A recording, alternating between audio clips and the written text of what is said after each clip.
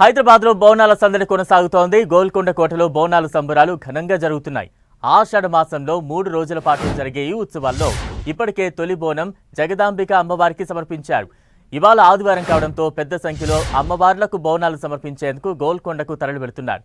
బోనాల సందడితో గోల్కొండ కోట కలకళ్లలాడుతోంది.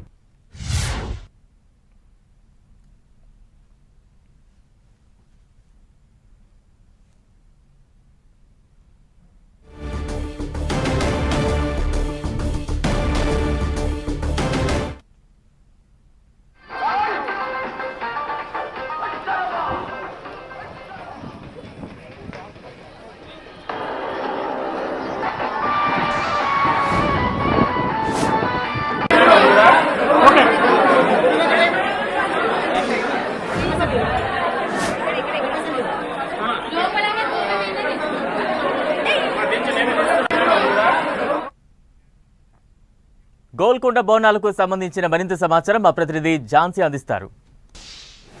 హైదరాబాద్లో బోనాల ఉత్సవాలు అంగరంగ వైభవంగా కొనసాగుతున్నాయి. ప్రస్తుతం మనం గోల్కొండ కోటలోని జగదాంబిక మహంకాళి అమ్మవారి దగ్గర ఉన్నాం. మనం చూడొచ్చు, ఇవాళ ఆదివారం కావడంతో, మొదటి ఆదివారం కావడంతో భక్తులంతా కూడా వారి వారి కుటుంబ సభ్యులతో కలిసి ఆలయానికి తండోపతండాలుగా తరలి వస్తున్న సందర్భం మనం చూస్తూ ఉన్నాం. ప్రతి సంవత్సరం ఆషాఢ మాసంలో అంగరంగ వైభవంగా ఈ పండుగ జరుపుకోవడం మానవాయితీగా వస్తుంది.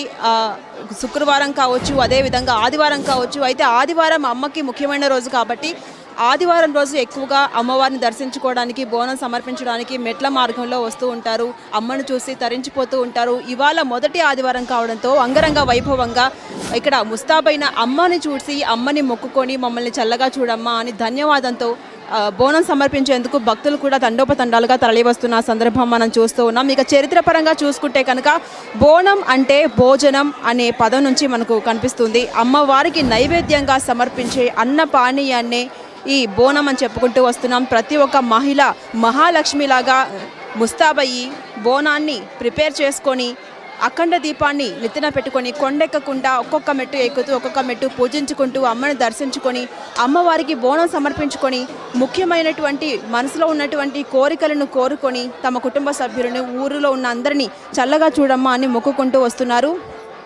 ఈ పండుగ 18వ శతాబ్దం నుంచి కూడా ఆచారంగా వస్తుంది. తెలంగాణ సంస్కృతి సాంప్రదాయానికి ప్రతిబింబించే విధంగా ఈ పండుగ మనం చూస్తూ ఉన్నాం. కొన్ని వారాల పాటు ఈ హడావిడి ఇలాగే కనిపిస్తుంది. మొదట గురువారం రోజు గోల్కొండ కోటలోని అమ్మవారి ప్రాంగణం, అంటే ఇదే ప్రాంగణంలో మొదటి బోనం సమర్పించడంతో బోనం పండుగ, బోనం ఉత్సవం షురువైంది. ఒక నెల పాటు డోలు వాయిద్యాలు, డప్పు చప్పులు, పోతురాజుల నృత్యాలతో అంగరంగ వైభవంగా ఈ పండుగ కొనసాగబోతోంది. లాల్ దర్వాజా పండుగతో ఈ ఉత్సవం ముగుస్తుంది. ప్రతి సంవత్సరం ప్రతి ఒక్కరు కూడా సాంప్రదాయం ప్రకారం నిర్వహించుకుంటూ వస్తున్నారు.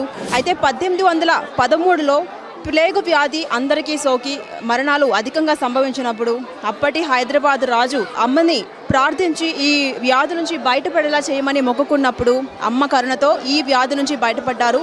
ప్రజలందరూ కూడా సురక్షితంగా మంచిగా ఉండడంతో అమ్మకి కృతజ్ఞతగా అప్పటి నుంచి బోనం సమర్పించుకు వస్తున్నారు. ఎప్పుడు అదే విధంగా 18వ శతాబ్దంలో మొదలైనటువంటి ఈ ఆచారం ఎప్పటికీ కూడా కొనసాగుతూ వస్తుంది. ఇవాళ ఆదివారం కావడంతో తండోపతండాలుగా భక్తులంతా కూడా అమ్మవారిని దర్శించుకుంటున్నారు. క్యూ లైన్లో వేచి ఉండాల్సిన పరిస్థితి వచ్చినా సరే, ఎంతసేపైనా సరే వేచి ఉండి అమ్మను దర్శించుకుని అమ్మను చూసి తరించిపోయేందుకు కూడా ఇక్కడికి భక్తులంతా కూడా అధిక సంఖ్యలో వస్తున్నారు. అదేవిధంగా క్రమక్రమంగా భక్తుల తాకిడి కూడా పెరిగే అవకాశం కనిపిస్తోంది. అయితే బోనం మోసేటప్పుడు ఇక్కడ విజువల్స్లో చూడొచ్చు, మహిళ బోనం ఎత్తుకొని అమ్మను చూసేందుకు ఒక్కొక్క మెట్టు ఎక్కి వచ్చిన సందర్భం మనం చూస్తూ ఉన్నాం. అదేవిధంగా చిన్న పెద్ద అన్న తేడా లేకుండా ప్రతి ఒక్కరు కూడా అమ్మను చూసేందుకు క్యూ లైన్లో వేచి ఉండి అమ్మను దర్శించుకుని పులకరించేందుకు, మొక్కులు చెల్లించుకునేందుకు భారీగా తరలి వస్తున్నారు. ఇటు ఏదైనా అత్యవసరమైన అవసరం వచ్చినప్పుడు అంబులెన్స్ కూడా సిద్ధంగా ఉంది. అదేవిధంగా ఎక్కడ ఎలాంటి ఇబ్బందులు లేకుండా వచ్చే భక్తులకి కావచ్చు, అటు వచ్చే పర్యాటకులకి కావచ్చు, ఎలాంటి ఇబ్బందులు లేకుండా ఉండే విధంగా అన్ని జాగ్రత్తలు తీసుకున్నారు. మనం చూడొచ్చు, గోల్కొండ కోటలోని జగదాంబిక మహంకాళి అమ్మవారి ఆలయంలో భక్తుల తాకిడి అధికంగా ఉంది. అమ్మకి బోనం సమర్పించేందుకు భక్తులు భారీ సంఖ్యలో తరలి వస్తూ ఉన్నారు. క్యూ లైన్లో వేచి ఉండి మరి అమ్మను దర్శించుకునేందుకు క్రమక్రమంగా పెరుగుతూ వస్తున్న సందర్భం మనం చూస్తున్నాం. అయితే ఈ పండుగ, ఈ ఉత్సవాలు 1 నెల పాటు ఇలాగే కొనసాగబోతోంది. అనంతరం లాల్ దర్వాజా పండుగ అలాగే రంగం కార్యక్రమంతో ఈ ఉత్సవాలకు ముగింపు పలుకుతారు.